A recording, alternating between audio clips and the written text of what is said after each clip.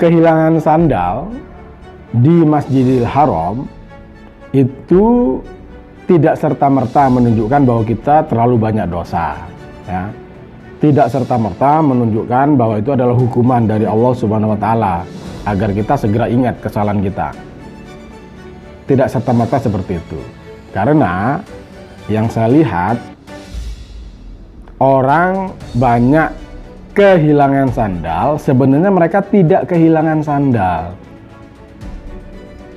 Yang benar-benar terjadi adalah mereka masuk dari pintu A, misalnya dari pintu nomor 85, dan kemudian setelah tawaf, sa'i, sholat sunnah, dan segala macam, karena area pelataran Ka'bah itu luas, area Masjidil Haram itu luas, bisa jadi ketika mereka sudah selesai melaksanakan ibadah itu, mereka dekat dengan pintu yang lain, bukan lagi pintu nomor 85 misalnya, tetapi pintu nomor 12 misalnya. Dan kecenderungannya adalah mereka keluar dari pintu terdekat dari mereka, dan kemudian mereka mencari sandal di sana, berpikir bahwa pintu keluar mereka adalah pintu masuk mereka yang tadi, padahal itu adalah dua pintu yang sama sekali berbeda.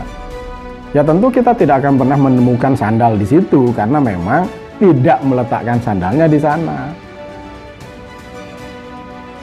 Besoknya mereka datang lagi ke Masjidil Haram, biasanya lewat pintu yang sama, sehingga ketika mereka lewat sana di pilar kesekian tempat rak alas kaki, mereka menemukan sandal mereka, karena sandal mereka memang tidak pernah hilang. Jadi sandal mereka tidak pernah hilang, pemiliknya saja yang salah ambil pintu keluar. Besoknya pemiliknya datang ke pintu yang benar lagi untuk masuk, ya ketemu. Sesederhana itu.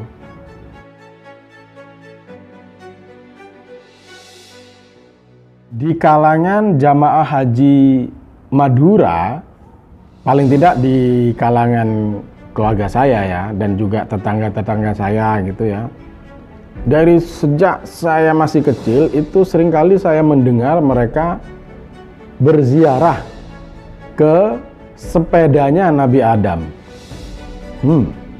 Sepedanya Nabi Adam, interesting, ya kan? Dari kecil saya sudah agak-agak beneran, emang sepeda sudah dari zaman Nabi Adam sudah ada. Karena dari riwayat-riwayat yang kita terima di pengajian, di SD, di SMP tentang Nabi Adam, kita tidak pernah menemukan, atau paling tidak pernah diceritakan bahwa Nabi Adam itu naik sepeda. Tetapi orang-orang yang kembali dari berhaji di kalangan Madura, di keluarga saya maupun tetangga-tetangga saya, mereka mengatakan bahwa mereka berziarah ke sepedanya Nabi Adam. Ternyata yang mereka maksud sebagai sepedanya Nabi Adam itu adalah tugu sepeda di kota Jeddah. Ya, tugu sepeda di kota Jeddah itu adalah ikonnya kota Jeddah. Dan tentu itu adalah bangunan yang baru, sama sekali bukan peninggalannya Nabi Adam. Sama sekali. Saya tidak tahu bagaimana cerita ini berasal, tapi yang jelas cerita ini kemudian terpelihara dalam jangka waktu yang sangat panjang. Mungkin bahkan sampai sekarang masih ada yang menganggap bahwa itu adalah peninggalannya Nabi Adam. Ya, saya sedih saja karena hal ini masih ada gitu loh.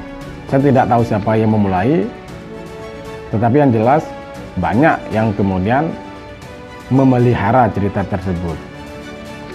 Dan ingin saya katakan bahwa itu tidak betul.